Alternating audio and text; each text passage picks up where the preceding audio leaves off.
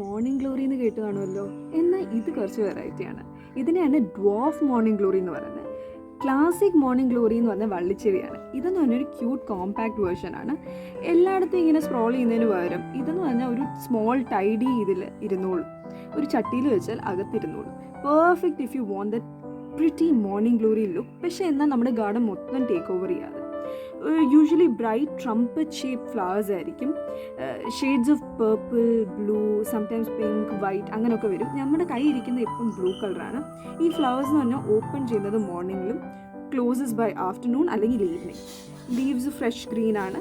ഒരു പ്ലാന്റ് ഒരു ചിയർഫുൾ വൈബാണ് തരുന്നത്. മെയിൻ്റെനൻസ് എന്ന് പറഞ്ഞാൽ സിമ്പിളാണ്. ഫുൾ സണ്ണ് ബെസ്റ്റ് ബ്ലൂംസ് തരും. വെൽ ഡ്രെയിൻ സോയിൽ നല്ലോണം വളരും. റെഗുലർ വാട്ടറിങ് വേണം. ഇടയ്ക്കിടയ്ക്ക് വെള്ളം ഒഴിക്കണം. പക്ഷേ എന്നാൽ ഓവറായിട്ട് വെള്ളം ഒഴിച്ചേക്കുന്നത്. നമ്മളിത് കുറച്ച് ട്രിം ചെയ്ത് കൊടുത്താൽ അത് ബ്യൂട്ടിഫുൾ ആയിട്ടിരിക്കും. എന്നാൽ ഒത്തിരി ട്രിമ്മോ അങ്ങനത്തെ മെയിൻ്റനൻസ് ഒന്നും വേണ്ട. ഇതൊരു ഡ്വാർഫ് സൈസ് ആയതുകൊണ്ട് ഈസി ടു മാനേജ് ആണ്. ഈ ഒരു പ്ലാന്റ് എന്ന് പറഞ്ഞാൽ നമുക്ക് ബോർഡറായിട്ടും കണ്ടെയ്നേഴ്സിന് അല്ലെങ്കിൽ ഹാങ്ങിങ് ബാസ്ക്കറ്റിലൊക്കെ വെച്ച് ലോക്കി ഈസി ടു മാനേജ് ഗ്രോ ചെയ്യുന്നത് പെട്ടെന്നുമാണ്. നല്ലൊരു ചെടിയാണ്.